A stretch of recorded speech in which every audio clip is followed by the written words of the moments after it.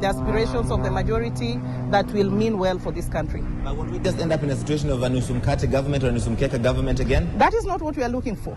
And Larry, truth be told, we have always won the elections. At least we know that we won the elections in 2007 and 2013. If not for the big hearts of our leaders who thought that, okay, for the second time running, this election has been stolen, but we don't want Kenyans to lose their voices. For the statements from patriots like His Excellency Raila, who stated that Kenya is bigger than anybody, then we wouldn't even be talking of a country now. But people seem to forget so fast that even those who really suffered and saw what happened because of an administration that just decides to turn a blind eye and talk to and represent 10% of Kenyans are still driving us towards the same path. You remember just a few months ago when the opposition chiefs were asking for dialogue for this nation. Such a beautiful thing that any nation, any leader, any president of any nation would look forward to. But they blatantly said no. I've never seen in any family, in any information, in any corporate setting, where somebody wants to talk to you and you refuse blatantly. Now that just tells you the spirit that is in this administration, and now everything that is inside is just coming out in the manner in which they are just pushing through with laws that are so unfriendly, that are being opposed by almost every formation in this country, every civil society, everybody with sanity of mind is saying no, this is not the way to go, but they're saying no, we have the power, and that absolute power will just take us somewhere. So we are coming together to really represent the voice of the people, and from today, I think it's not going to be business as usual. All right, before we let you go, let me just get into Doro lastly. What is bringing these parties together? Is there an MOU that has been signed? MOU or no MOU, I think let's appreciate what is happening.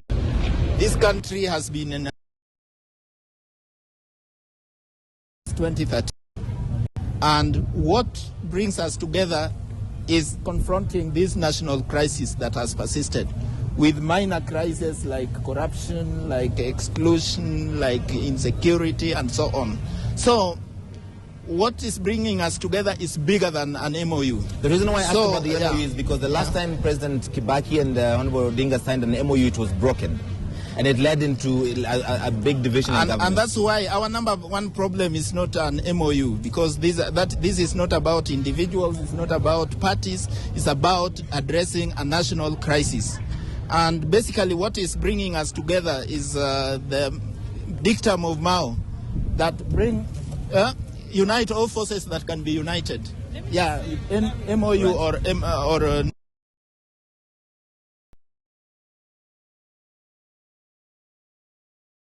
want to dwell on dealing with the problem at hand. Larry, the MOU that is bringing us together has been signed in our hearts. And we are not so much, as the ED has said, about some pieces of paper which have been anybody appending their signatures. Anybody who feels for this nation and who knows where we should take this nation has decided to sign an MOU, a silent MOU, that we must unite, we must speak to each other, we must be honest with ourselves, and we must represent the aspirations of the majority of Kenyans. And that is the MOU that... So there's no physical document at this stage? No. All right. We'll leave it there for both of you. We really appreciate you taking to speak to us. It's a very busy day for both of you. Honorable Elizabeth Ongoro, MP for Kasarani, and the Executive Director. Oh, she's Senator. But incoming MP Ruaraka. Incoming MP Ruaraka. I got my names mixed up. All the best for you with that. And Dorongwen is the Executive Director of ODM. Professor Mashera Munene is here with me, and you've been listening to these two speak about that. We're just going to help them get off the set. And what is your immediate reactions to what Honorable Ngoro and Odorongwen was just saying? I think they were very articulate in saying what was expected of them. So it would have been a surprise if they should be congratulated. Are you buying though? No. Why aren't you buying? You see, today is a very entertaining political day. I know it's a big show. Starting mood was very low. Excitement yet.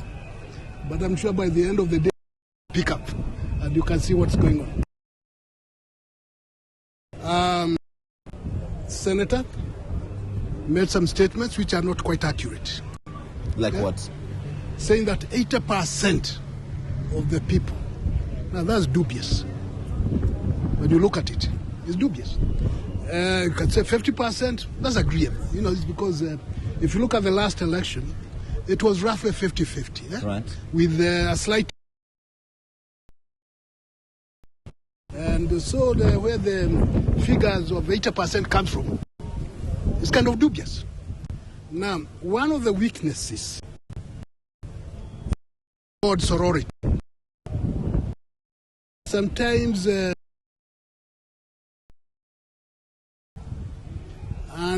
assuming that people can not see through loopholes. So when you make a statement which is patently not true, you lose because people see through it. So I would advise my good friend Ongwen here and the senator, at least be careful in what you say. It can boomerang and hurt you. Because when people think and they say, wait a minute, this is not accurate. I see Senator Ngoro feels like she wants to respond to what you've just been saying. But before she responds, do you think 14 years ago, the National Rainbow Coalition came together, the opposition parties united, and deliver a convincing victory for Mwai Kibaki? Is this the same? Well, it's close, but not the same. Why not? The scenarios are totally different. There was a different mood at the time. Right now, you're trying to create a mood. From about July of 2002, it was very clear which side was winning the election. Right. Very clear.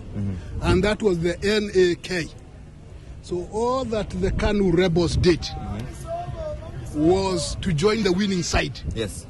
And when they joined the winning side, they then claimed credit for having delivered. Yes. And that's all that happened. I remember having a discussion at one time with the late Senator Ojwang Kajwang. Yes. And I pointed that, he told me, I watch you, maneno you. You know, because it's what the picture is. And it is not the same. Jubilee is not KANU. Jubilee does not have the experience of KANU in governance, good or bad. It's a totally different environment altogether. Yes. Yeah. So today, it's a good thing. People should get together. They should unite. They should have one common voice. They should say what they think is in their interest.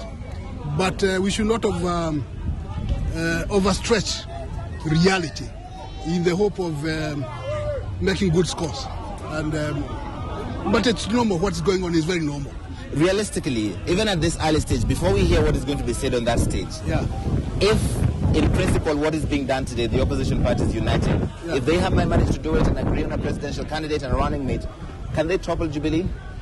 Well, they would have a chance if they can have an agreement on who the flag bearer should be and who the deputy should be. That's only one thing. They then have to convince the people of Kenya that they have a proper agenda and not just the negative. So far, CORD has portrayed itself as a movement of negativity rather than something positive. So they may need to change tactics. If they are helped by Uhuru and Jubilee, because Uhuru and Jubilee can help by blundering, so they can be hoping that there will be blunders which people can believe in, that they are blunders. But creating things that are not real loses instead of gaining. So they probably need better political strategies than they have right now.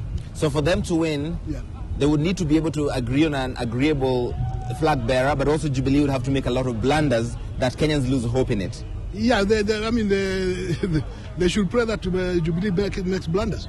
But right now, Jubilee is trying to be careful. Right. Not to do that. Not that they don't make mistakes, they do make mistakes.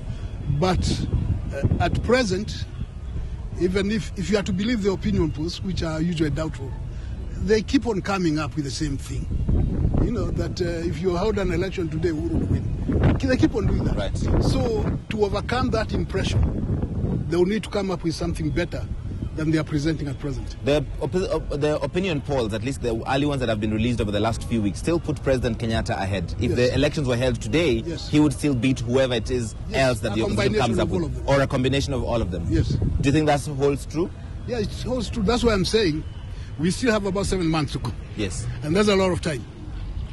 If the CORD would put its acts together, and right now it does not have, if the Jubilee side should be seen to make a lot of blunders, such that people despair or something like that, then they would have a very good chance. So they do have a chance. But don't forget, when people go to vote, they vote for a particular candidate. It's not so much the party, it's the candidate. So if they believe that Uhuru is more believable than anybody else, they'll still vote for Uhuru. Right. And so each side has a task to convince the Kenyan voters that he is the right candidate at the time. It is going to be a fascinating day. Professor Mashera Munene is staying with me. We have still plenty to talk about in the hours ahead. We're waiting for the main opposition leaders here, Raila Odinga, Kalonzo Musyoka, Moses Wetangula, as well as at least Musalia Mudavadi. We understand it is not clear if KANU will also be represented here. Odorong, when the ODM executive director said we're talking to KANU, he didn't say that they have KANU in the bag. I don't know if you noticed that. Yeah, I noticed that KANU is not in the bag yet. And you remember when Musalia was being inaugurated as the Luya chief? Yes. And he said he's going to be talking to KANU, to Gideon Moi. We don't know whether they have talked, but they are yet to talk. And bringing the KANU in is a big order, given that there are a lot of factions within KANU. And what we may want to know is exactly where the old man is. Yes. Meaning former President Moi. Yes. Because he is KANU. The others are joyriders. So if Moi says he wants to be part of this, then that's KANU. Would Moi support a KANU that's part of this NASA, this grand opposition alliance, when President Kenyatta was his political... Well, that's why I said you need to find out where the Mzee is. Yes. Because all those who are in KANU are his people. Because the other... And if he says no, it's no. If he says no, it's no. But he has not spoken one way or the other. He hasn't spoken yet. Yeah. Is there a possibility where his son, Gideon Moi, joins this opposition alliance, but the former against the wishes of the father? Against the wishes of the father. It's not going to happen. It's not going to happen. If he does, then he loses. If he does, he loses. He loses, yeah. Even the Senate seat. He loses. You know, how do you defy your father? You know, he might be playing right into Ruto's hands. Right. You know. So exactly where former President Moi is the key to KANU. And since he has not shown his hands yet, it's too early to say the will of the will not. Gideon Moi's sentiments may be leaning one way or the other, mainly because of a personal feud with the deputy president. Yeah, well, that's what it is. Right. Not that he has any problem with the Jubilee as a party or with Uhuru as a president. It is this personal thing. And the old man may be watching because both of them are his children. He created. Maybe having a problems taking a position in this thing, but I do not think KANU as a party will get on board. I don't think will be represented way. No. This afternoon, rather. We are going to definitely be watching that very closely. Yeah. Whether KANU will be here, will it be Nick Salat, who's one of the officials, or will it Gideon Moi himself be here, who is kind of the figurehead right now, the one who's speaking for the party? If Gideon Moi is here, then it's a major statement. If Gideon Moi which means the father is also there. Even if he doesn't show up himself, he's not likely to do so. Like the MacTow's funeral, he didn't show up, but his presence could be felt. Right. Because he sent his son, you said this for me. Okay, so again, as you watch this afternoon, you now know what to look out for. As Professor Mashera Munene has said, if you see Gideon Moi here, it's a major statement because KANU is represented. And like he says, KANU is important to this equation. We'll talk about all of those different scenarios a little later in the program. But we've also got here with me, in the auditorium, we've got NTV's Andrew Ochieng and Enoch Zikolia. They're in different parts of the auditorium speaking to the people. We have, at least they've told us, at least something like 4,000 different aspirants political aspirants in the major opposition parties from across the country. They're all meeting here. They're coming to hear from their leaders in terms of what is the future. 7 months out from the election on August 8, how will they be going into the election? Who will be the flag bearer? Might that be announced here today? It is not clear. Is there a memorandum of understanding that has been signed? We do not know exactly. We're all just waiting to hear from the major opposition leaders when they arrive here. We don't exactly know when that's going to happen, but there's a lot of activity here. There's traffic coming to the Bomas of Kenya, which is how you know there's a lot of interest and a lot of maybe attention being paid to the Bomas of Kenya here today. And perhaps even the choice of Bomas of Kenya is symbolic. This is where President Kenyatta was declared president by the IEBC in 2013.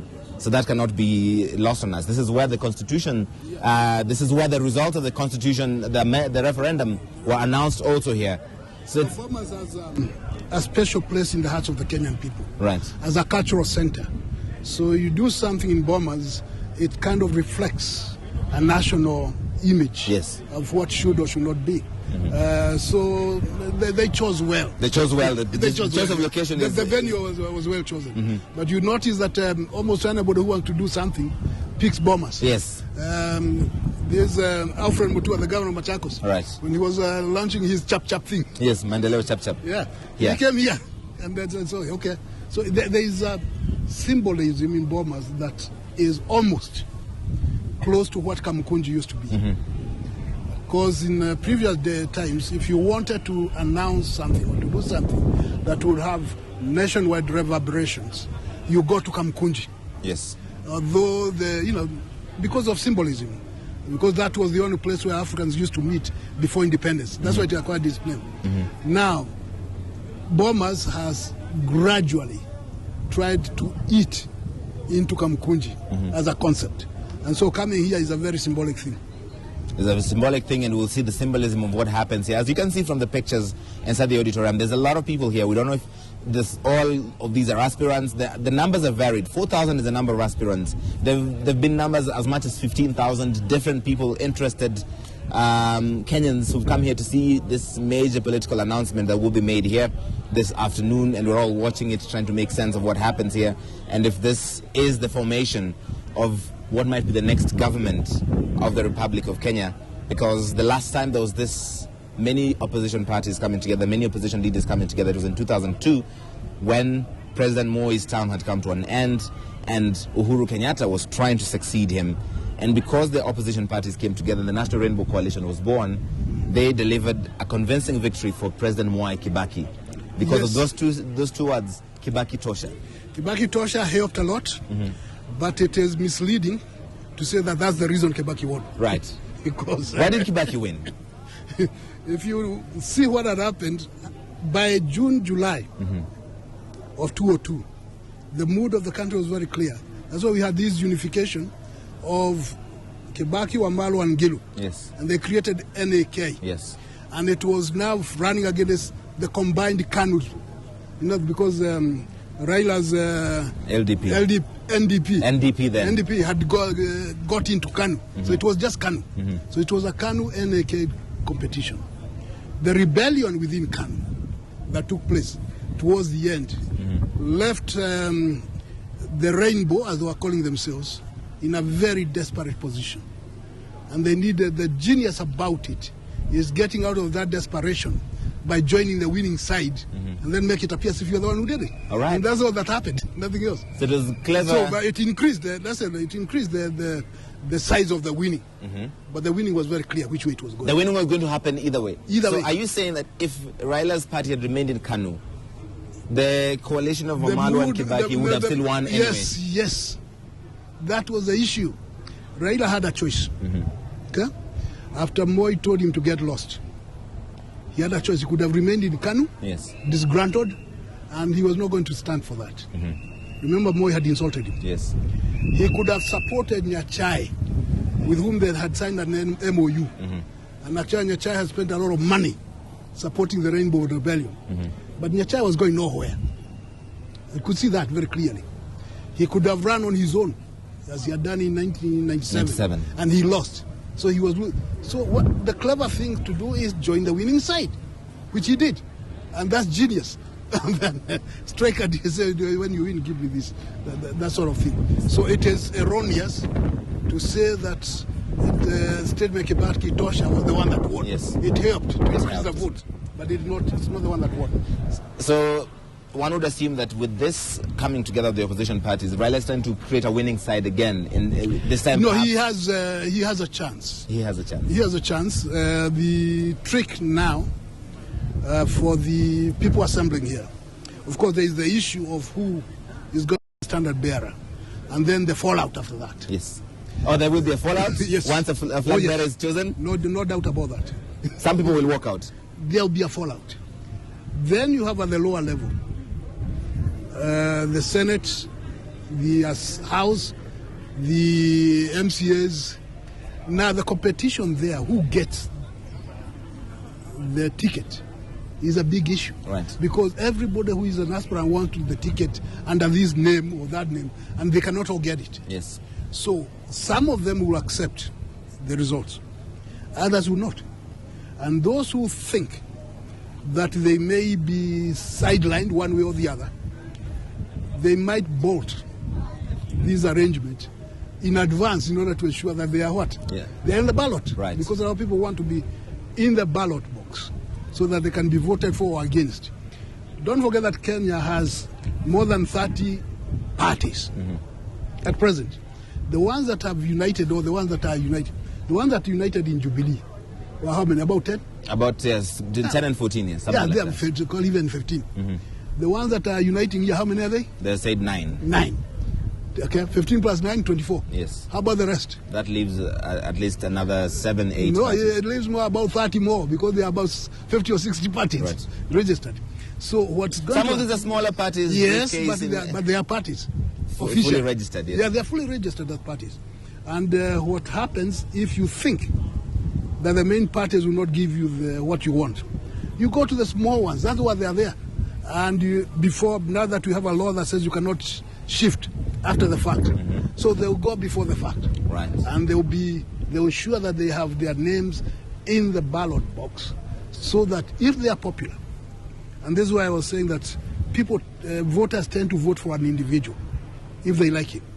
It does not matter what party somebody stands in some areas, as long as people like him. Yes. And that's part of the reason. If you look at the parliament today, what do we have? We have MPs and MCAs from very small organs. Why were they elected? Despite it was because of their own personal profile. They were popular, regardless of the party they were on. It's the individual. So you find people elected not on ODM ticket in supposed Raila stronghold. Okay? You find here in Kiambu and Nyandarua and other than Nairobi, people are not elected on Jubilee or ODM. They are in small things, yet they were elected. It is the individual ability to sell his wares that convinces the voters. So they go and say, for this position, I want so and so. I'm not interested in the party. I want so and so. And that's how they get in. So we are going to have a lot of those things, even now, if there is a perception that some people were unfairly given the ticket or unfairly denied the chance. And that's why I think I commend the leaders, because they are busy every day saying the nominations will be fair. Fair enough. They say the whole thing is in the eating. Right. So we wait for the nomination. How are they run?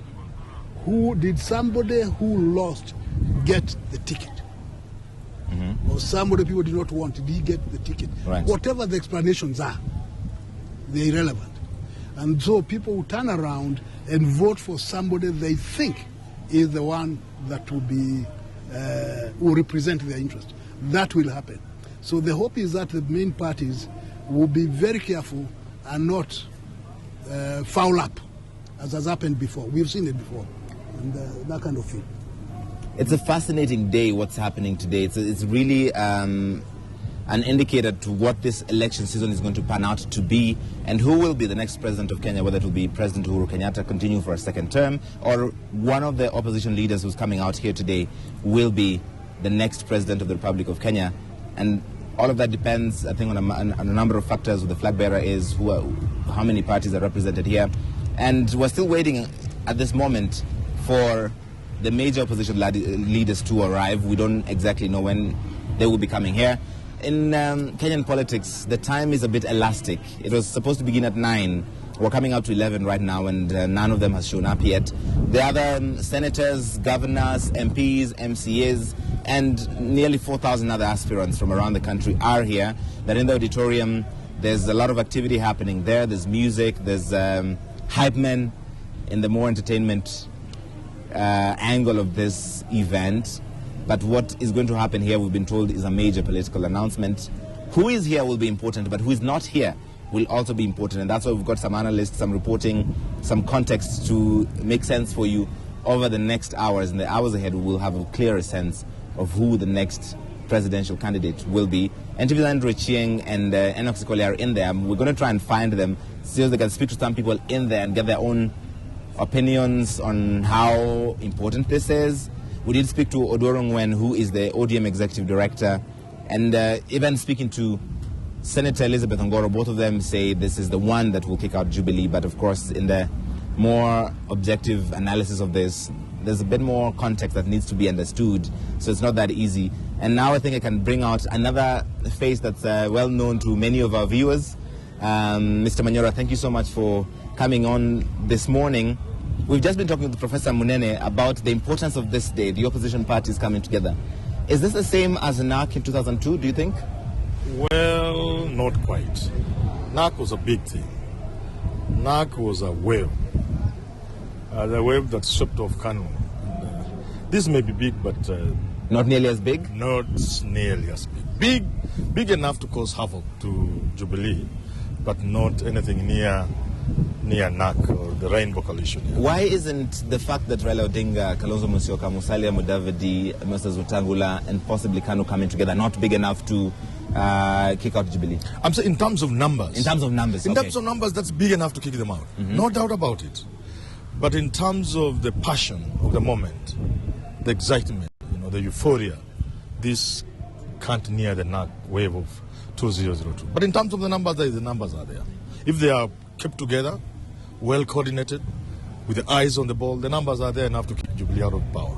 Yeah. So what more do they need, in your view? Well, the glue that will keep them together and to tame ambitions or greed for power, if you wish. Because there are moments in a nation's history when sacrifices must be made. So this is a moment for them, if they are serious about removing Jubilee, what is needed is a sacrifice. You may be the most deserving, but because of certain calculations and considerations, you reckon that it will be only so and so who stands the best chance. But that is what is required here. That glue is difficult to find in politics, right? But especially in Kenya. It's difficult. It's difficult. In 2002, it was provided by the anger that the majority of the country held against Kanu and Moi. Today, you may hate Jubilee, but it may not be to that extent. And therefore, that glue will be... It is there. They can look for it. It is somewhere in the store, but it's not as near and as visible and as readily available as it was in 2002. All right, gentlemen, stand by. It is now 11 a.m. in Nairobi. We're coming to you live from the Bomas of Kenya, where the major opposition parties are uniting in an attempt to kick out President Uhuru Kenyatta's Jubilee government. Analysts are just telling us right now that it might not be enough in terms of numbers to do so, but they are, in any case, providing and saying they will give a major announcement here. I don't know if there will be a political announcement in terms of who the flag bearer of this combined opposition will be.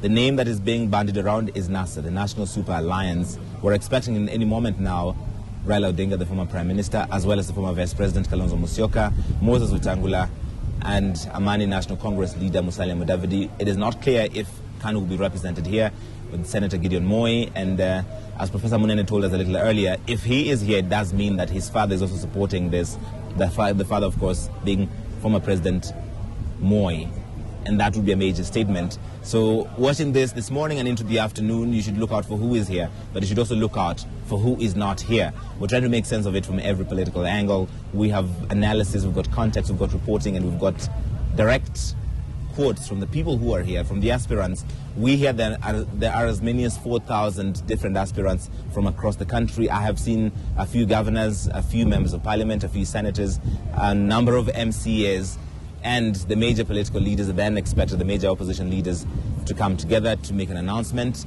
The choice of Bomas is very symbolic, as we decided this morning.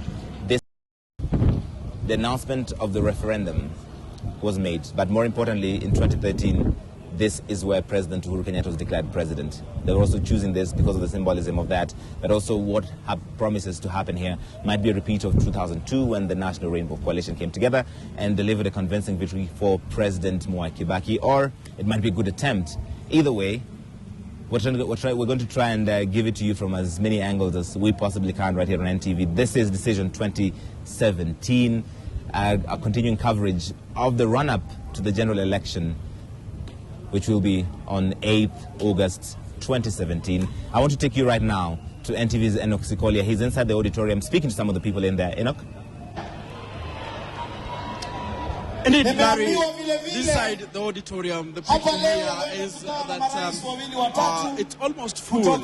Delegates, which include aspirants and elected leaders, have already filled this auditorium. And at the door, you can see many people are still coming in. And just to tell you a brief is that I've seen members of parliament, I've seen governors, I've seen senators, and from all the political parties that are expected here. I've seen elected leaders from Ford Kenya, I've seen elected leaders from ODM, I've seen elected leaders from the Amani National Congress, that is ANC. I've seen elected leaders from Ford Kenya. Now, these are the parties that are expected to make a declaration here today ahead of the 2017 elections, looking at how to form a unity and a unity that aims at unseating President Uhuru Kenyatta in the 2017 election, or removing Jubilee coalition,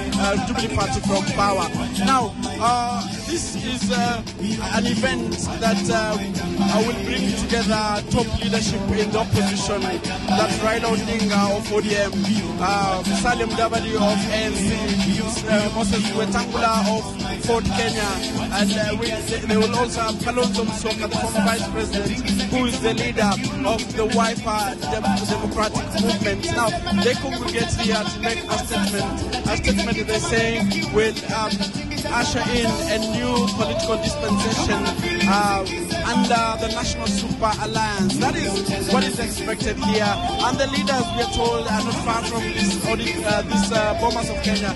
And they're expected in any time here. But the event has already started. As you can hear from inside the auditorium, it's entertainment time here as they await the arrival of the top luminary, the top leadership of the parties or the political outfits that are expected today to march, or expected to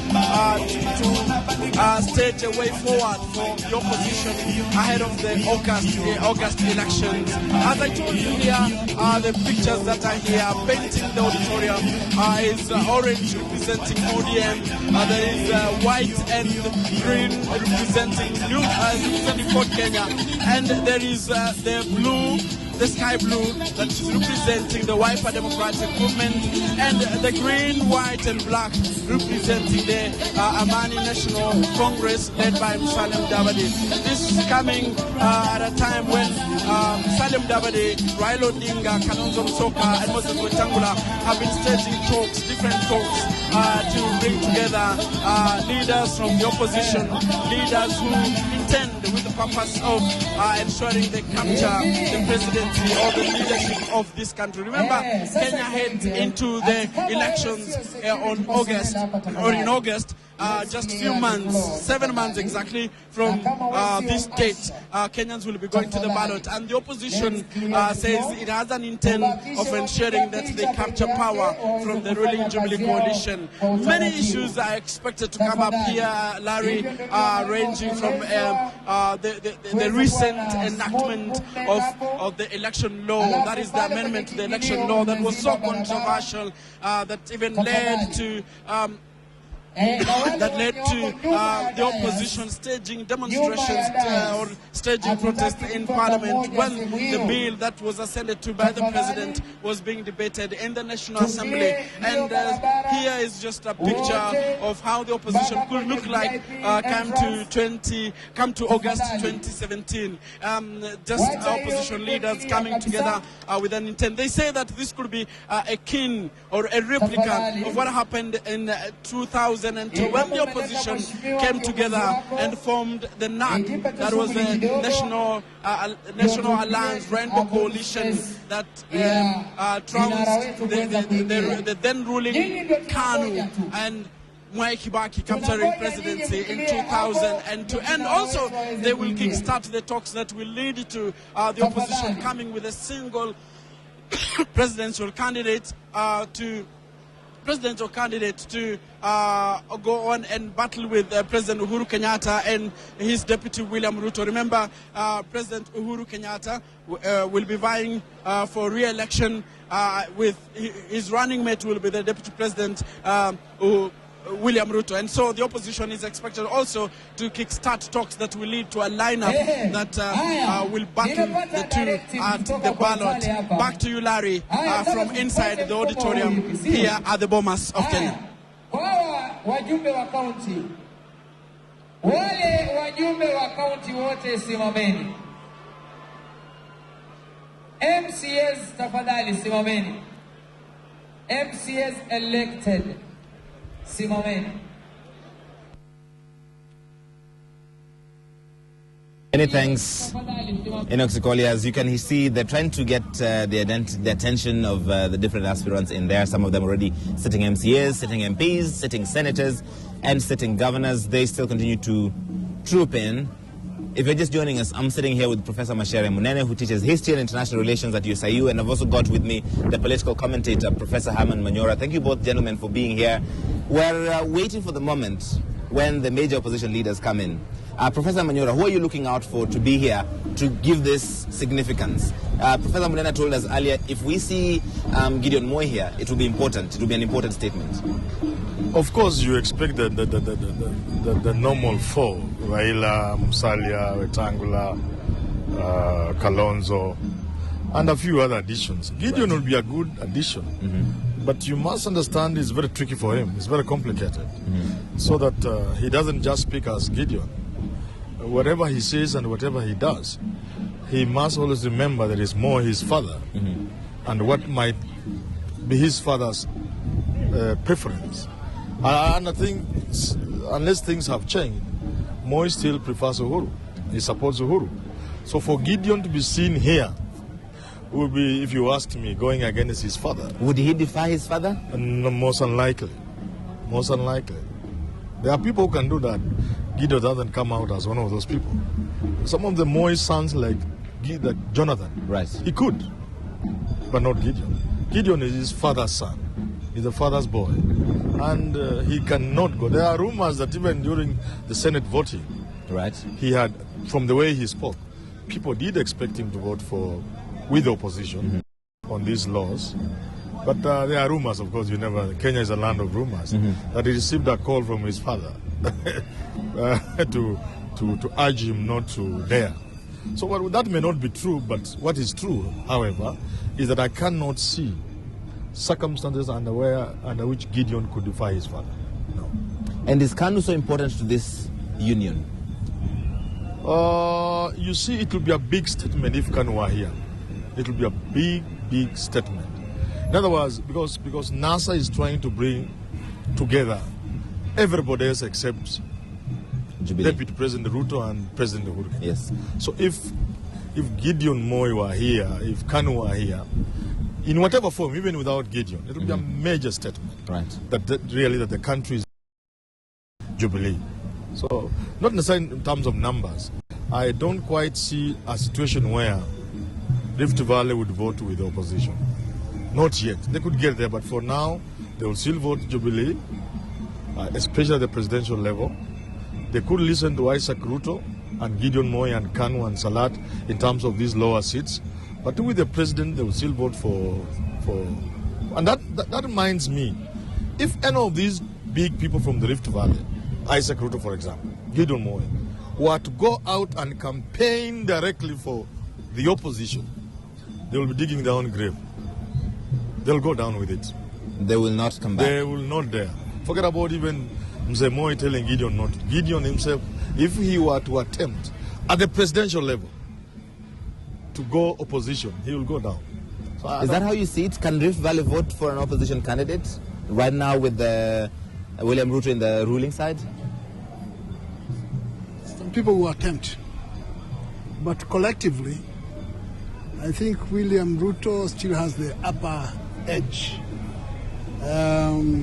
The view that the feud, the supposed feud, yes, between the two Rutos, Isaac Ruto and William Ruto, is a personal issue as to who should be the leader of the Kalenjins. That's what it is. Isaac, having been older in age as well as in politics, probably expected that when President Moi is out of the way, he will take over the leadership of the state. Right. And then William comes from nowhere and he takes over. Of course, it did not sit well with a lot of people who thought that they should be the one. And it said that even Gideon Moi had that ambition. But here comes somebody virtually from nowhere. And then he takes, he excites people so much that they follow him. That's not something to ignore. And when you look at Isaac Ruto, he speaks well, he's got a good voice, but he has no personality, the political attraction. Gideon Moi, well, he spoke passionately during the funeral, and he showed people that he can speak a language people thought he could not speak. Right. So even the choice to speak in Kalenjin was deliberate? It was deliberate. It was not an accident. He was making a statement. I'm here and I can understand, right. Consider me in future. At present, that sort of thing. So what remains is to be observed in the future. How much mileage can he make? Not now. Because I don't think any of them is in a position to dislodge William Ruto as somebody who is seemingly able to deliver whatever he goes for. Okay. For whatever one may say. Then I think there was a statement which I think hit home by Duale that he's number 2. Yes. And the chances of getting to number 1 are higher when you are number 2 than if you are in the field. Yes. And at one time William Ruto pointed out, look, he is a very good student of Daniel Moi. Daniel Moi sat there for some times without rocking the boat. And he became president. By playing his cards right. Yes. So he's, that message sank home. It is there. So you don't want to do a good thing just because 1 or 2 people think they should be the ones. So as of now, William Ruto has the upper edge. That does not mean that the others don't have something. In terms of influence right now, between Isaac Ruto and Gideon Moi, does the influence and sway among the Kalenjin or in Rift Valley compare to the deputy presidents? Their influence. Can they rank in terms of who's more influential between the deputy president on one hand or Isaac Ruto or Gideon Moi? When somebody is deputy president, definitely, unless he's a very useless person, that alone gives him the kind of impetus you can't get from the States. Right. So by being deputy president, and now on top of that, you must also accept and recognize the fact that Ruto is a shrewd politician. Having come from wherever he has come to get here, shows he's a very shrewd politician. Right. So he's tough in his own way. Right. Even without being deputy president, he was already tough. To have outmaneuvered Moi, so to speak, the older Moi, is a testimony of the kind of politician William Ruto is. So I'm not seeing him being the kind of person with whom you could compare Ruto or Gideon. However, having said that, we must also accept that Gideon Moi is royal blood. Right. and there is a prince, Yes. a king in waiting. Right. And when the time is right, you can find him up there in the skies. It does happen, doesn't it? People like those, like now. And I think that's the challenge Moi is facing, the bigger Moi. Right. The older Moi is facing the challenge of having to support Uhuru, and that package comes together with William. Knowing very well, then this gives William an upper hand in the succession 2022. Right. And I'm sure the old man would like it to be his son. Yes. So it's a bit tricky for him. Support Moi now. The package comes with William Ruto. Right. Come 2022, you'll want Gideon to be somewhere in the picture. Right. And yet William Ruto will be there. So it's a little tricky for him. But I think they'll begin to cut William's legs and immediately after this year. If they win, if Jubilee wins, I can see a seriously planned move, a series of moves that may see him crippled long before 2022. All right. Yeah, to give way for Gideon Moi. We'll get that back to that in a moment. Right now, I'm really excited to introduce my next guest. He just walked in, Professor Kivutha Kibwana, the governor of the great county of Makueni. Thank you so much for being here this morning. Thank you. How are the great people of Makueni? They are doing fine, but it's quite dry. It is quite dry, we can imagine. Why are you here today? It's a very big day for the opposition. Well, we are here because a lot of the opposition people are trying to rethink real unity, so that as we go into 2017 elections, there is common purpose.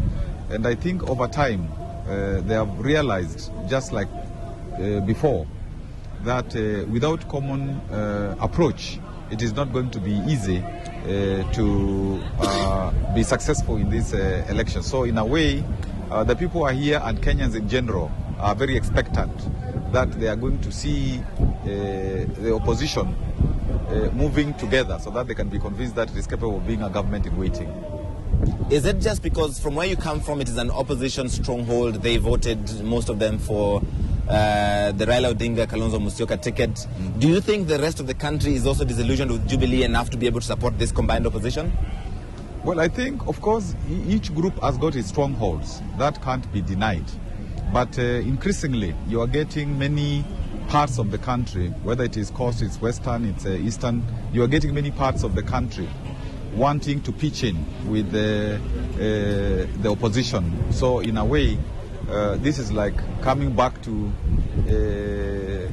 Bomas, because this is a very historic place. When we want to do a new thing, we always come back here. So I think there is more than just opposition strongholds. I think there is some feeling in the country that something different should happen.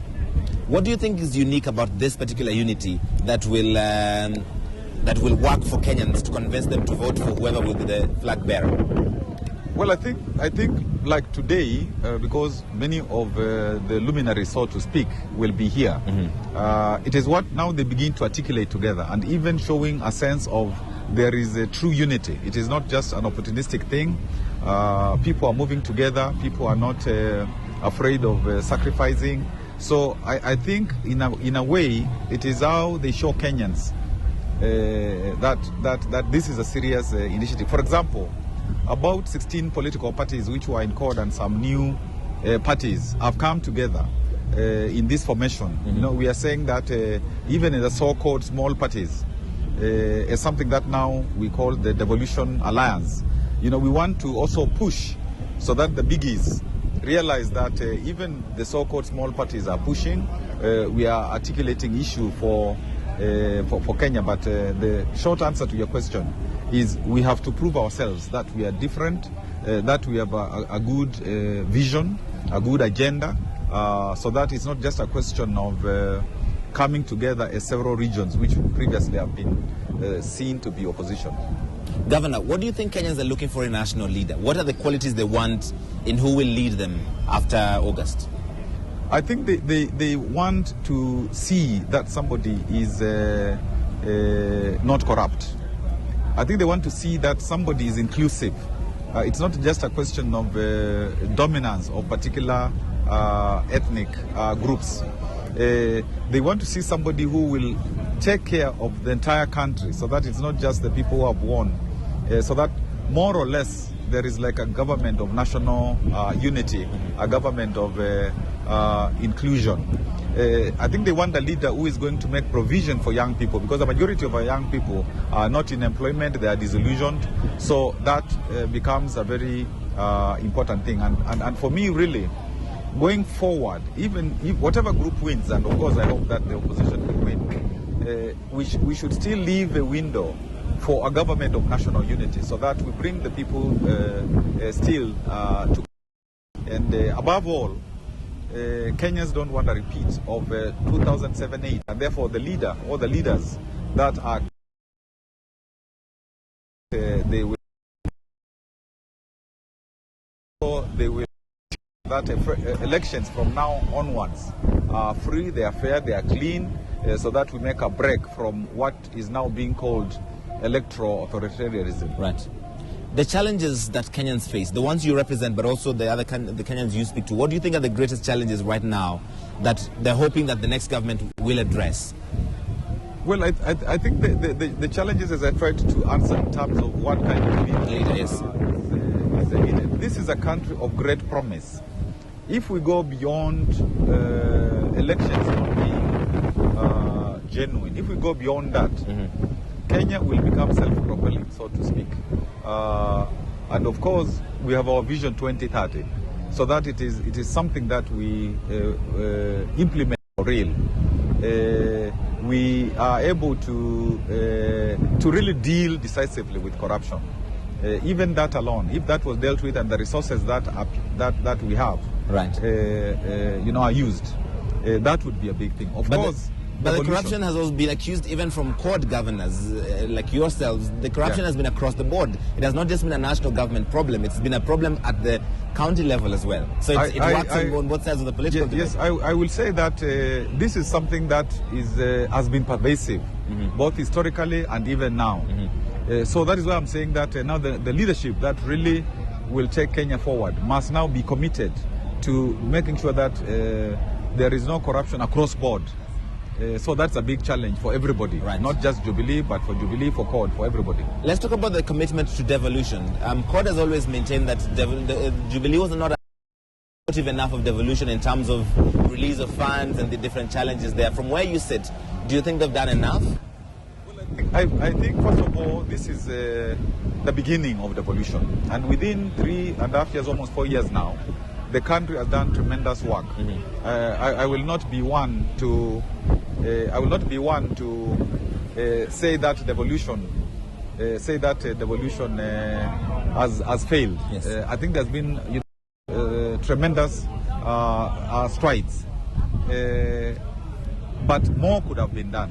More could have been done so that laws are not passed that undermine the constitution and devolution. Functions of the counties are left to the counties. More resources are mobilized for devolution. More could have been done, and that is why I think the next elections are going to be about devolution. Whom in the mind of Kenyans can support devolution, and we have that 45% of resources, national resources, going to devolution, and so on. Okay, we're sitting, I'm very fortunate to be sitting across three very educated gentlemen right here. I wonder if these are the two professors. I have a question for him, Professor Macharia Munene and Professor Herman Manyora. But before they do, I wanted to ask you what your advice to Kenyans this election period is. What do you want to tell Kenyans? First of all, I would like to tell them that we can't afford violence. We can't afford to dismember Kenya. We have been there, and we should not go there again. It's not worth anything to do so, and therefore they should make sure that their leadership does not take them there, because ultimately when there is trouble, the big people the so-called big people are not the recipients of the trouble. It is ordinary people. So that is one a very important thing. All right. Either of you have a question for the governor? First of all, the governor is my friend. So we were together in Nairobi, and a very good friend. And I wish the national leaders of the parties were as rational as he is. You don't think the national leaders are always as rational as the governor is? No, but that's a side. So the question I would ask the governor, how you intend to handle internal wrangles within the constituent parties that are coming together. The wrangles within Wiper, the wrangles within ODM, the wrangles within Ford Kenya, the wrangles within Amani, and then once the internal wrangles, then the wrangles inter-parties as a way of dealing with your thoughts on that? I think that's a very, very critical question, because it's a fact that we are seeing internal wrangles, and we are seeing also wrangles in all the constituent parties. I think it is the discussions that now are ongoing to show us what is the advantage, of this unity. Because if people believe that they have a good agenda, if they believe that they are committed to some salvation of the people and the country, then they must realize that Kenya is bigger than them. The people of Kenya are bigger than them. Because if that does not, if that is not appreciated, then it means that what we are doing will not be able to succeed. So there is that question, like 2002, we reached a point where people said, you know, we cannot continue with Kanuism. I think that is what must happen. If that doesn't happen, there's a problem. If people say, if I'm not a big person in this formation, then I'll go on my own or whatever it is, then that will be evidence that people are crafting a union to benefit themselves personally and not to benefit Kenyans. But I think that the spirit I hear is beginning to germinate, is a spirit of oneness, and it's my hope underlined, that sanity will prevail on all of us. Then, of course, the wrangles, the wrangles within, to be able to participate in a bigger formation, you must clean house. So there is a duty for people to clean house.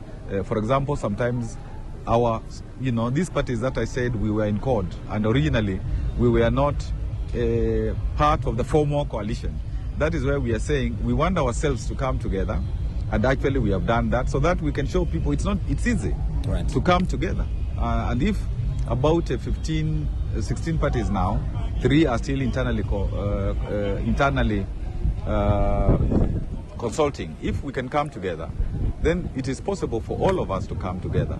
And it is my hope, as we live here today, we are going to say people will commit to working together, so that there will be a roll call, and at least everybody who is serious now will say we'll work together in this. But having said all that, that is work in progress. All right, Professor Manyora, you have a comment or question for the governor? Yeah, something small. Governor Haujambo. You talk about small parties coming together in a kind of coalition, then they will work like a small river or small rivers and come into this big river here. I presuppose, being who you are, you must have some position in that kind of loose coalition, and that you could speak something on their behalf. What do you expect to be the bare minimum today in terms of satisfying the expectations? Of course, the highest expectation may not be met. This would be who is the flag bearer. But below that question, who is the flag bearer, what do you think is the bare minimum leaders should give to their people? Because as I ask this, I'm aware not every one of these leading players, below the 4 perhaps, are buying into this NASA thing. So what do you think would be the bare minimum? I think one of the bare minimum is for the leaders that are committed to this unity coming here, so that they are seen together. Then the second step is for a commitment that they are in this journey together, by endorsing, saying that we endorse, whether it is CORD or NASA, because of course CORD has a lot of name recognition, whatever formation, but they say that I so and so, you know, I am committed to working in this formation. Obviously, you cannot have the flag bearer issue resolved here. That is a later day, should be a later day activity. But I think Kenyans will be watching the body language, because you can see, you know, people who are beginning to feel comfortable working together and people who maybe not. For these parties which were called small parties, when actually we were trying, like, for example, to see when we went into the elections, some, you know, of governors, they have MPs, they have MCAs. So together, it's quite some strength. And I think also we have the intellectual capacity to suggest things that make sense and things that can help. So in a way, we are not too small a river. We are an important tributary. If you are asked to speak on behalf of the small parties, what is it you put to the big four? For now, these parties, the Devolution Alliance, have asked me to speak for them today, because our leadership is core leadership. Okay. So we have to be very careful, because I don't want to say, you know, things that are not mandated to say, so to speak, on their behalf. But you see, for us, we have decided that we will work to do everything humanly possible to be a catalyst to this unity. And we don't want necessarily to be like another big five, to be another, you know, even if we are many. Right. Because the idea really is to get the unity. It is not relevant who eventually is the leader, because it would always be leadership together. So we are like the grassroots Kenyan, who is really waiting for two formations to crystallize, so that these two formations, like in other democracies, become the real contenders to leadership, so that there is Jubilee on one side, there is CORD on one side, and both are strong, and they compete fairly, and ultimately there is leadership that will take our country forward. And of course, we are partial in terms of we are in the CORD NASA formation, and we would like to see that we succeed. All right. Let me ask, yes, okay, go ahead. Once, in 1997, Yes. the members of parliament at that time organized IPPG, Yes. essentially to undermine you, Yes. because you had created a movement. Yes. Is there that mood now? Can you create such a movement now? Well, I think this is a movement of a different kind, because this is a movement for capture of political power. It is not like the previous movements of the reintroduction of multipartism or the constitution and things like that. So the real movement for making sure that the constitution is obeyed, making sure that devolution works, I think that is work that will have to be done. But I think currently, even civil society, it's not as strong as it used to be, so it doesn't really push as much. But from the political point of view, I can see this being a movement to try to make elections fair. But the movement to really entrench the constitution and to entrench devolution, I think will have to come afterwards. Because even this thing now of Section 44A, which is taking us back to the man-war era, we have to be careful so that it doesn't plunge our country into problems. And even in this meeting, I think, I hope that people will talk about how to avoid any possible violence in our country. And I hope the IEBC had pronounced itself and had said that this mechanism, I don't know, complementary mechanism, I wish IEBC had said that this mechanism means other technological based solutions, like the phone, the satellite phone and so on. And it said it does not include a manual system. Because if it did that, then and said that regulations will follow, then that would diffuse this debate. So one argument that is being made is just specifically about those electoral laws amendment, and several Jubilee senators say, for instance, the word manual does not exist in the amendment, so that this manual is a creation of the opposition. It does. I don't understand. If you have an electronic arrangement and you are looking for something alternative, yes, they are moved from alternative to complementary, then it can only be manual.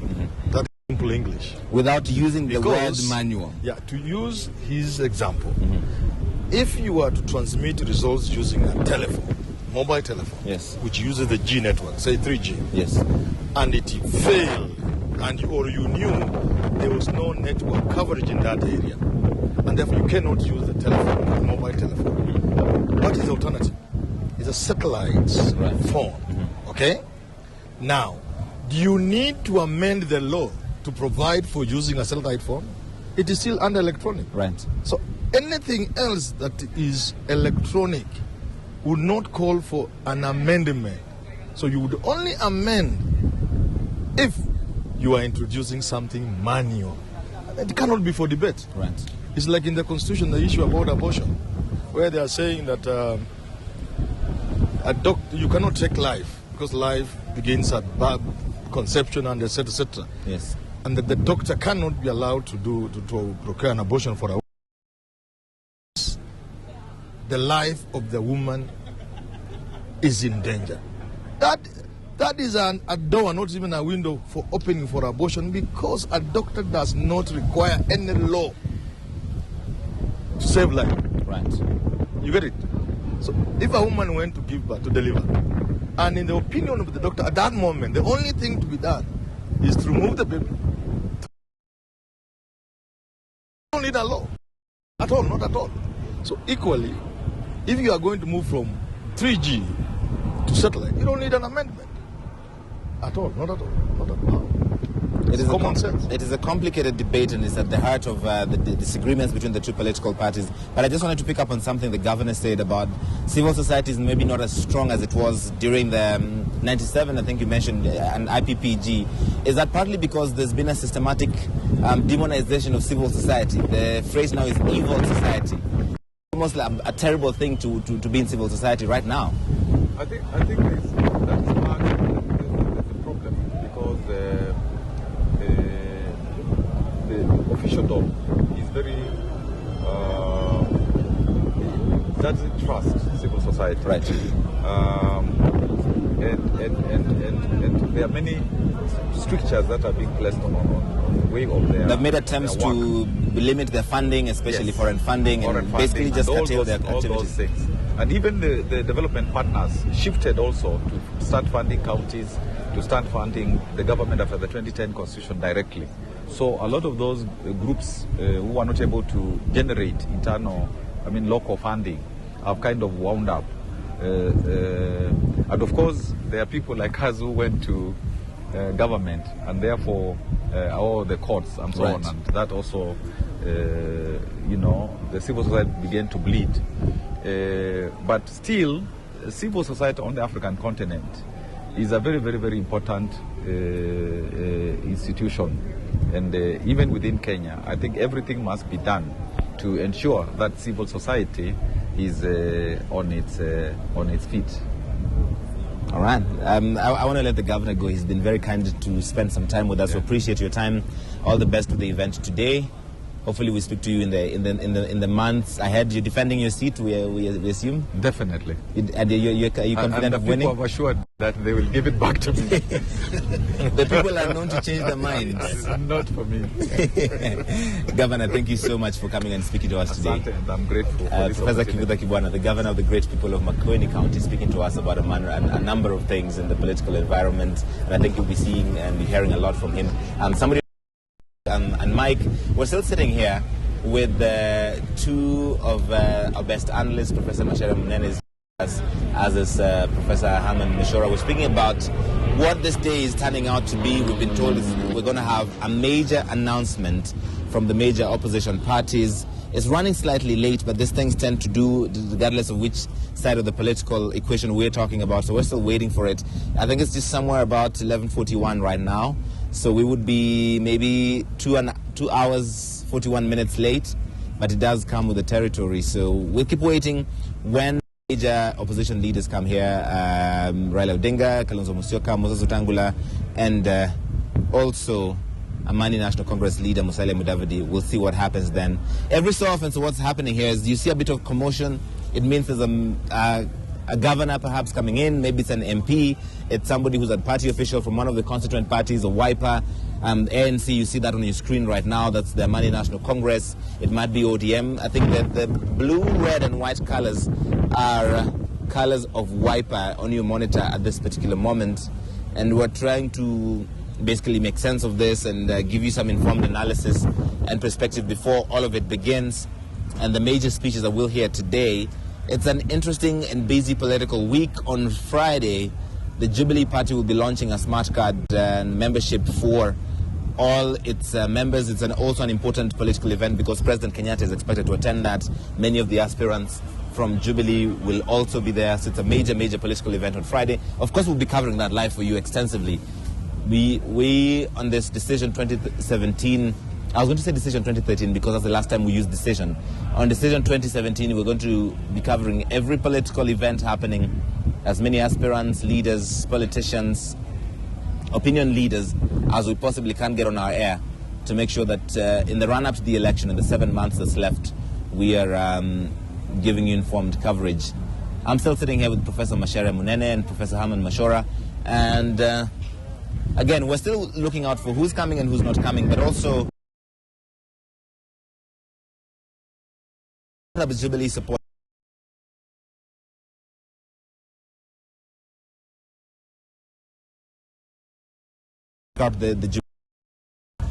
Yeah, there's always hope in the hoping. The expectation is that the people meeting here have convincing power in terms of the way they present their argument, the logic, the facts as they are, not as some people would want them to be, enough to convince people that they deserve to be looked at.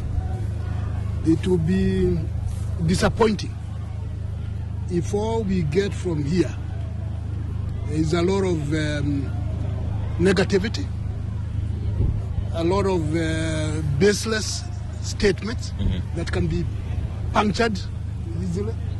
If all you are going to get from here is that sort of thing, then they are wasting their time. Right. Because they will not be believable.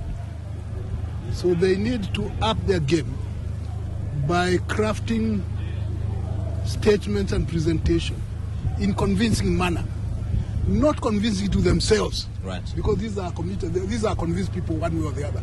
So they may not be willing to listen to logic.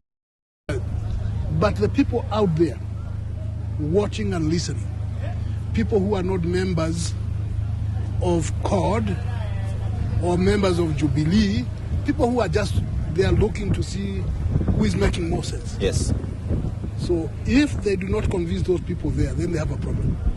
And they cannot convince those people there if they are issuing misleading statements or statements that are not based on evidence, on reality. Then they'll be engaging in wishful thinking and lie to themselves that very clearly. And I like the governor, he's very careful as to what you say. Yes. Because you don't want to look like a fool, at the end of it. You don't want to. So if you make a case, and even if someone doesn't agree with you, can say, yes, there's a point there. That's what they should be aiming at. But oftentimes, people forget that in the hope of scoring a ephemeral point. So I hope that that is not what's going to happen here, but I will not be surprised. All right, gentlemen, stand by because I've got some information to bring to your attention right now. We understand that the four principals are at this moment meeting at Raila Odinga's home, and they will be arriving shortly. There is a meeting happening right now that includes Amani National Congress leader Musalia Mudavadi.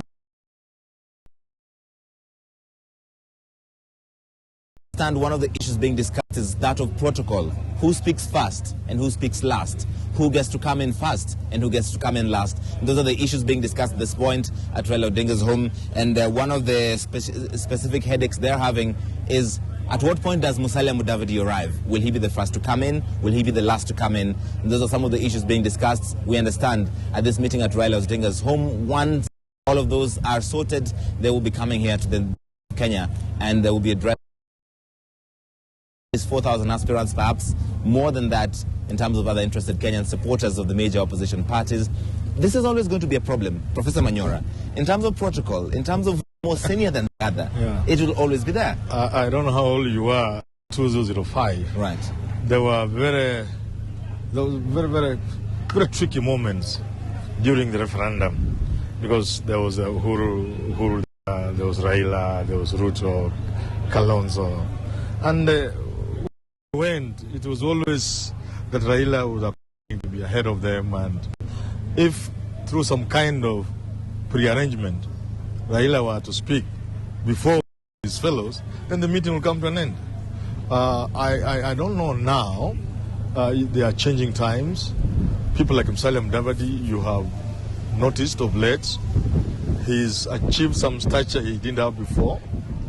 He's a man that he wasn't before. He was a man, of course, but now he's a totally different man. He speaks tough today. He has a bigger following, perhaps. And because he has come up with this national, his and stature has improved a lot. Right. And then there's Kalonzo. You cannot just wish him away. He's a former vice president. He's a former vice president. Things have changed. Wetangula has really changed also from the Kanu man that he was, almost like an errand boy. Now he's a very senior politician in this country in his own right.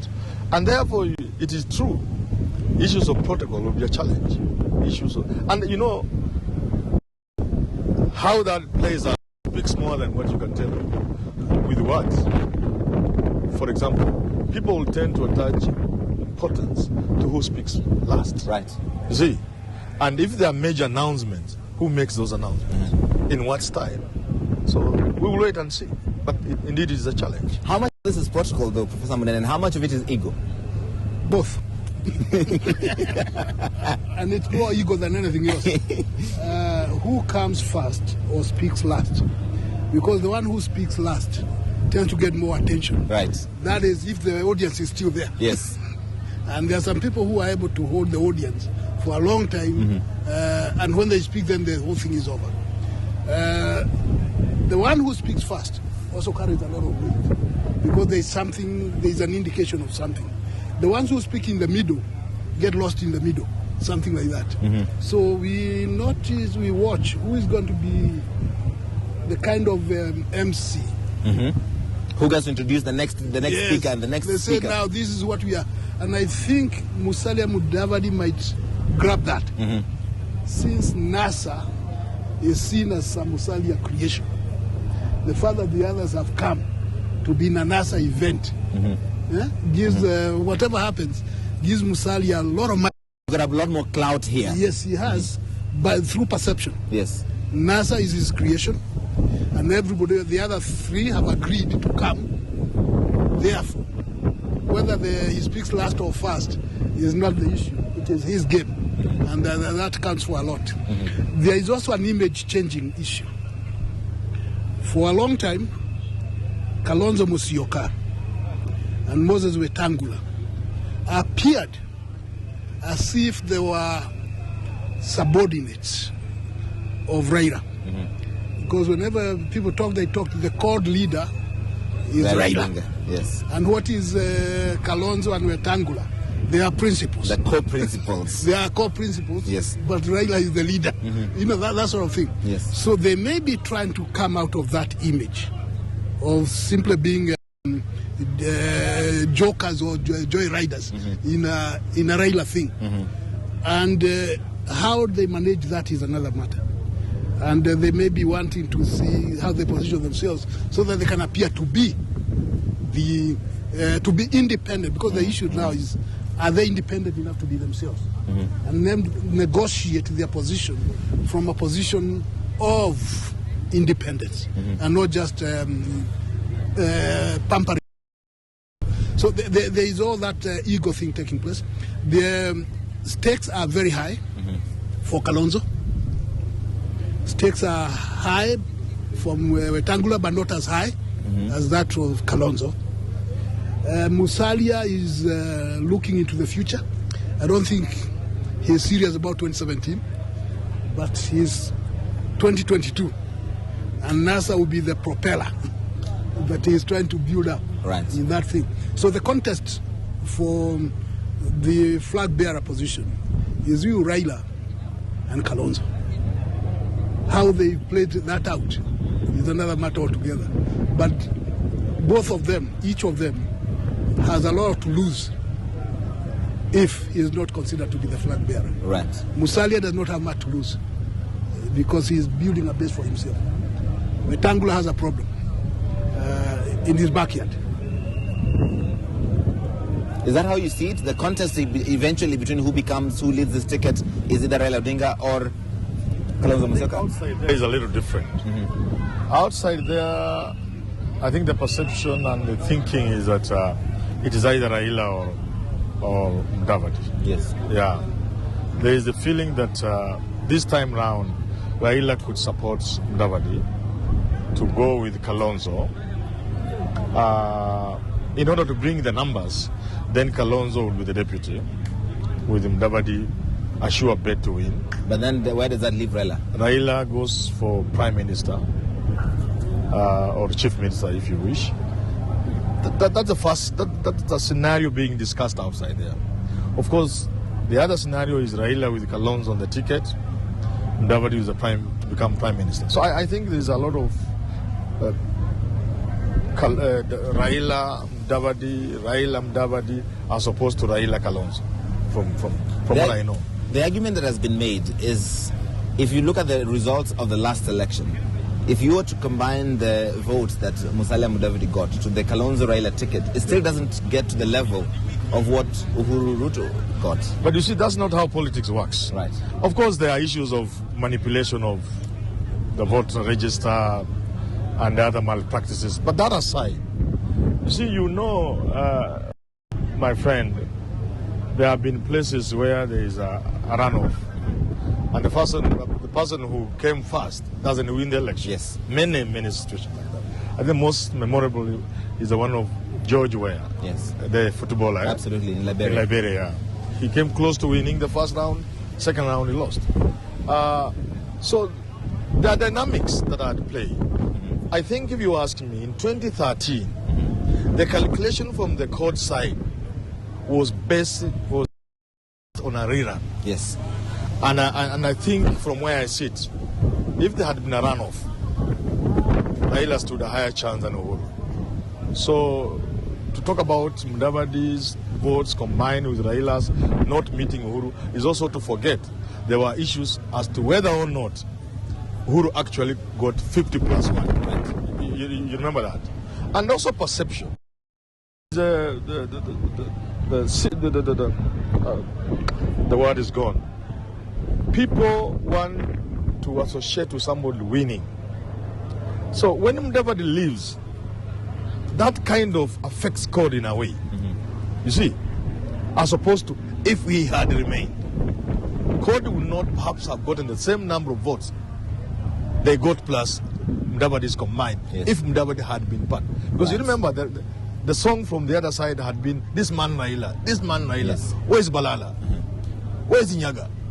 Where's William Ruto? That had been the song. Yes. And that does have an impact on the number of votes you get finally. Okay. So you cannot look at it in terms of Mudavadi's plus Raila's combined was less. See, the way NASA is appearing, black prophets alluded to it. It is actually the Pentagon. It is the Pentagon remains. Without some generals. Without some generals. That's what it is. And it does not have the enthusiasm of the Pentagon. Yeah. And the Pentagon still lost. You know, with all that. The Pentagon didn't lose. No, they lost fair and square. You know, No. That one is difficult. It lost. 2007. Yes, and it was very narrow. Yes, the winning margin was very narrow. I told some people, I calculated, it says, just first of all, remove your biases.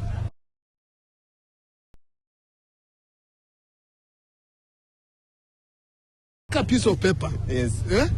And you know that the register, who had registered where, how many, and in your own honesty, Yes. just say, what do you give this person? And then add them up. And it always came out 200,000 to 300,000 votes. Kibaki. He won fairly. In 2013, the same thing. Uhuru won straight. Some people have a problem. That's what I was saying, be realistic.